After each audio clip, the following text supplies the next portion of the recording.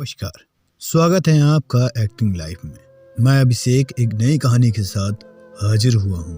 आशा करता हूँ आपको पसंद आएगी। कहानी आकाशदीप। महाकवि अमर कहानीकार जयशंकर प्रसाद की कालजीय कहानियों में से एक है। कहानी का मुख्य पात्र चंपा जहावियर नदी के तट पर बसी चंपा नगरी की क्षत्रिय बालिका थी, जिसके पिता व्यावसायिक मणिभद्र के यहाँ प्रहरी का काम करते थे। माता का देहांत हो जाने पर वह भी अपने पिता के साथ रहने लगी। पिछले 8 वर्षों से समुद्र ही उसका घर है। बुद्धगुप्त के आक्रमण के समय चंपा के पिता ने 8 जलदस्युओं को मारकर जल समाधि ली थी।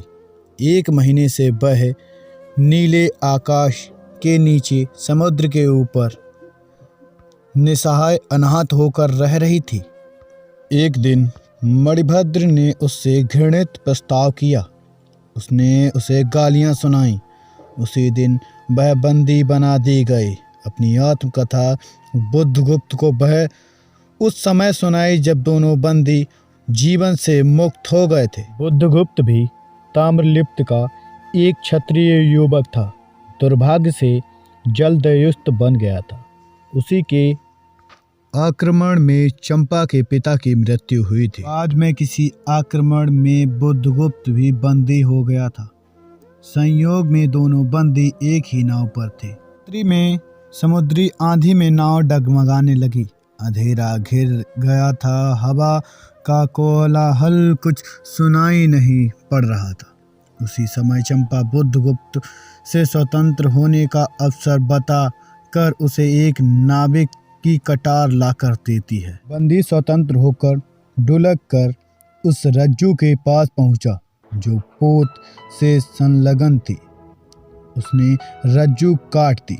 नाव पोत से स्वतंत्र हो गई। बुद्धगुप्त ने नायक को वशीभूत करके नाव का स्वामी बन गया। वे दोनों एक नए द्वीप पर पहुंचे। उस द्वीप का नाम चंपा रख दिया गया। चंपा और बुद्धगुप्त ने उसे अपना सारथी निवास बनाया। चंपा ने बुद्धगुप्त के कठोर हृदय को कोमलता दी थी। बुद्धगुप्त व्यापार करने लगा।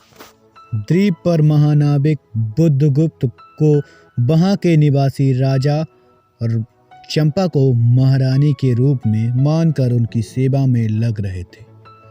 वह प्रतिदिन समुद्र के तट पर ऊंचे स्थान पर दीपक जलाया करती थी और उससे रस्सी की सहायता से ऊंचे स्थान पर पहुंचाती थी। एक दिन महानाविक ने पूछा कि ऐसा तुम क्यों करती हो? तो चंपा ने कहा, मैं अपने पिता के लिए भूले भटके लोगों को पथ दिखाने के लिए दीपक जलाती हूँ।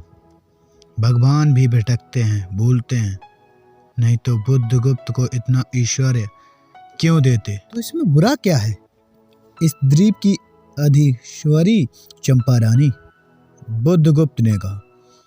चंपा कहती है कि ऐसा मुझे अच्छा नहीं लगता।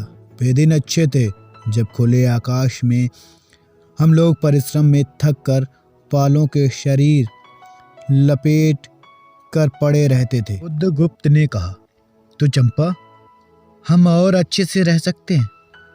तुम मेरी प्राणदात्री, मेरी सर्वश्रेष्ठ हो। चंपा अपनी माँ एवं पिता का जीवन स्मरण करते हुए क्रोध वेश में कहती है, मेरे पिता, वीर पिता की मृत्यु के निष्ठुर कारण जलदयुस्त हट जाओ। बुद्ध बहुत प्रयास करता है कि चंपा उसे क्षमा कर दे, किंतु चंपा पर कोई प्रभाव नहीं पड़ता है।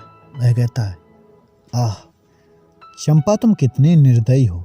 यदि आज्ञा दो तो मैं अपना हृदय पिंड निकाल कर अतल जल में विसर्जन कर दूं। चंपा कहती है, मैं तुम्हें घृणा करती हूँ, फिर भी तुम्हारे लिए मर सकती हूँ। अंधेर है जलदयुस्त, तुम्हें प्यार करती हूँ। बुद्धगुप्त कहता है, इस जीवन की पुण्यतम घड़ी की स्मृति से एक प्रकाश ग्रह बनाऊंगा। चंपा, यहीं उस पहाड़ पर संभव है कि मेरे जीवन की धुंधली संध्या उससे आलोकपूर्ण हो जाए। दीप स्तंभ बनाया गया। अब समारोह में चंपा को बताया गया कि आज रानी की शादी होगी। चंपा बुद्धगुप्त को फटकारती है। बुद्धगुप्त चंपा के पैर पकड़ लिए और कहा कि तुम्हारे पिता का घातक मैं नहीं हूँ। वह बहुत अनुनय विनय करता है, किंतु चंपा कहती है तुम स्वदेश लौट जाओ, मैं इन निरही भोले भाले प्राणियों की सेवा करूंगी। महानाविक स्वदेश चला गया।